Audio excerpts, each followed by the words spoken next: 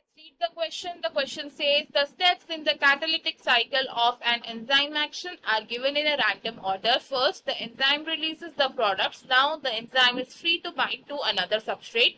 Second, active sites now in close proximity of the substrate break the bond of the substrate and the enzyme product complex forms. Third, binding of the substrate induces enzymes to alter its shape, fitting more tightly around the substrate. Fourth, the substrate bind to the active site of the enzyme. The correct order is, इस question में हमारे पास चार statements दी गई हैं जिसमें catalytic cycle of enzyme action को mention किया गया है. हमें इनमें से एक करेक्ट ऑप्शन चूज करना है जो करेक्ट ऑर्डर बता रहा है एंजाइम एक्शन का. इस क्वेश्चन में हमारा की कॉन्सेप्ट होगा to know about the mechanism of enzyme action. It is mechanism of enzyme action. Enzyme क्या होते हैं? These are the biological catalyst जो एक रेट ऑफ रिएक्शन को इंक्रीज कराते हैं by lowering the activation energy. और ये एंजाइम्स काम कैसे करते हैं इसे हम समझते हैं by understanding 4 different steps. 4 steps कौन से हैं?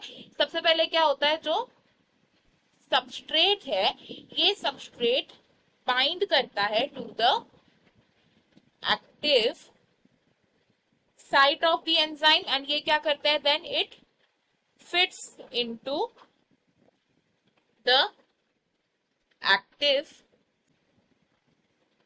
साइट के साथ बाइंड करके सबस्ट्रेट उसमें फिट हो जाता है. देन सेकंड स्टेप में क्या होता है, इस सबस्ट्रेट की बाइंडिंग से एंजाइम की शेप ऑल्टर हो जाती है. बाइंडिंग ऑफ सबस्ट्रेट की वजह से क्या हो रहा है, it induces the enzyme to alter its shape, to alter its shape and इसकी वजह से क्या होता है, जो एंजाइम है ये मोर टाइटली बाउंड हो जाता है around the substrate. Then comes the third step. और थर्ड स्टेप में क्या होता है, अब क्योंकि एक्टिव साइट सबस्ट्रेट के साथ बहुत क्लोज प्रॉक्सिमिटी में आ गई है तो इसकी वजह से जो बॉन्ड्स हैं वो ब्रेक होते हैं and enzyme product complex form हो जाता है. एक्टिव साइट कहां पर है, it is in close proximity of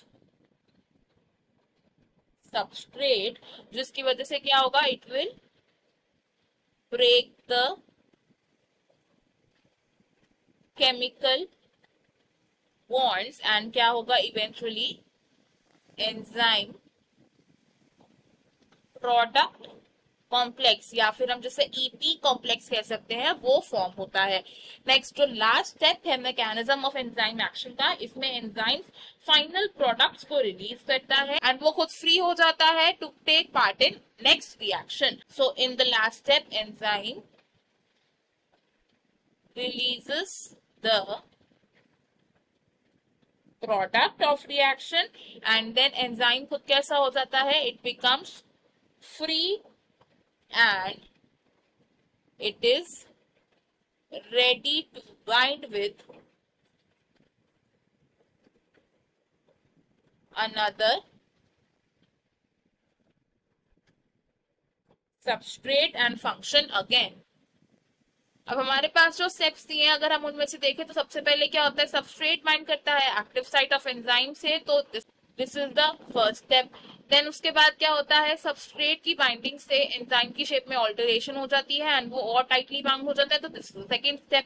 third step में एंजाइम प्रोडक्ट कॉम्प्लेक्स फॉर्म होता है एंड फोर्थ स्टेप में प्रोडक्ट रिलीज हो जाते हैं. तो हमारा जो करेक्ट सीक्वेंस है that is fourth statement, then third statement, then second statement and then finally the first statement. तो अकॉर्डिंग टू दी स्टेटमेंट्स हमारा ऑप्शन बी करेक्ट हो जाएगा जिसमें करेक्ट ऑर्डर दिया है एंड बाकी के ऑप्शन रॉन्ग है बिकॉज इनमें इनकरेक्ट सीक्वेंस गिवन है. I hope you have understood it well. Best of luck. Thank you.